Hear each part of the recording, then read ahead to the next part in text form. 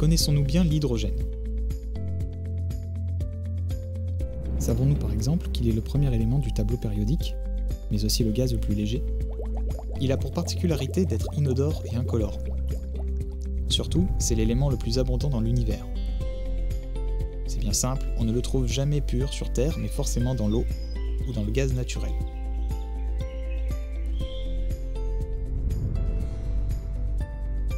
Et si on revenait un instant sur son origine? En 1520, on découvre que l'acide et le fer produisent de l'air inflammable. Près de 2 siècles plus tard, révélation, la combustion de l'hydrogène forme de l'eau. Début 19e siècle, on révèle l'électrolyse, processus de séparation de l'hydrogène et de l'oxygène par l'électricité.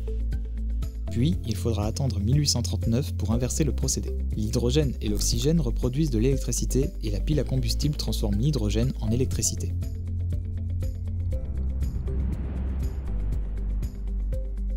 Exploiter l'hydrogène permet de stocker le surplus d'électricité, qu'elle soit verte ou nucléaire, de la transporter et d'en faire usage à plusieurs endroits.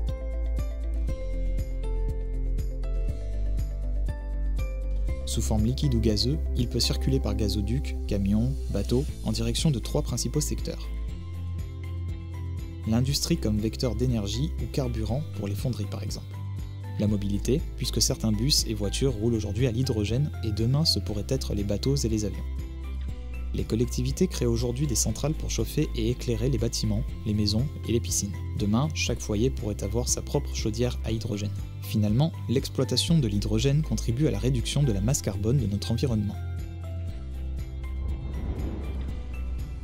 Mais l'hydrogène n'est pas sans risque.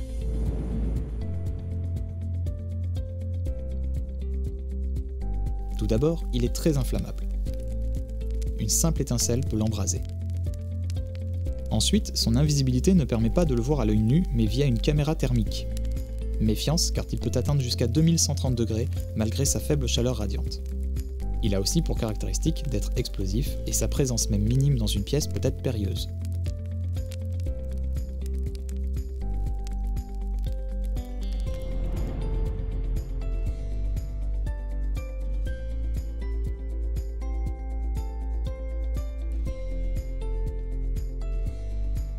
L'ENSOSP forme les 28 000 officiers de sapeurs-pompiers civils professionnels et volontaires de France aux fonctions d'encadrement, au commandement opérationnel, à la gestion de crise et aux interventions face aux risques technologiques. Elle est engagée dans le monde de l'hydrogène depuis 2011 et a participé à des projets européens qui ont permis de prendre en compte ce nouveau vecteur d'énergie, qui ne date pas d'hier.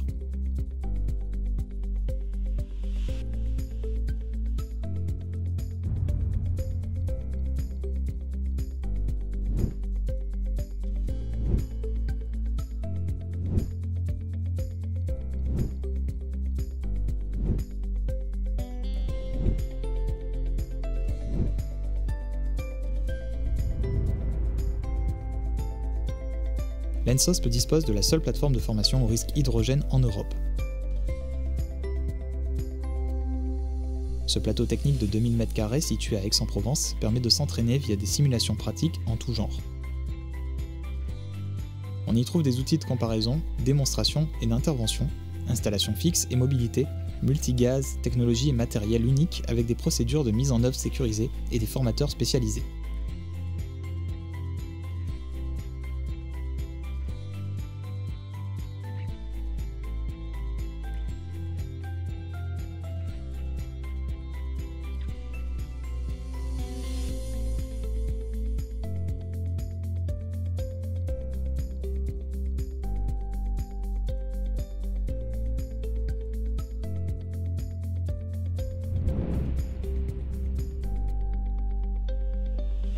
Pour appuyer la formation est née la mallette pédagogique qui contient des outils de formation pour les référents au risque H2, mais aussi des données comme des vidéos et différents documents qui permettront aux personnes formées de véhiculer les messages et les techniques liées à l'exploitation de l'hydrogène en France,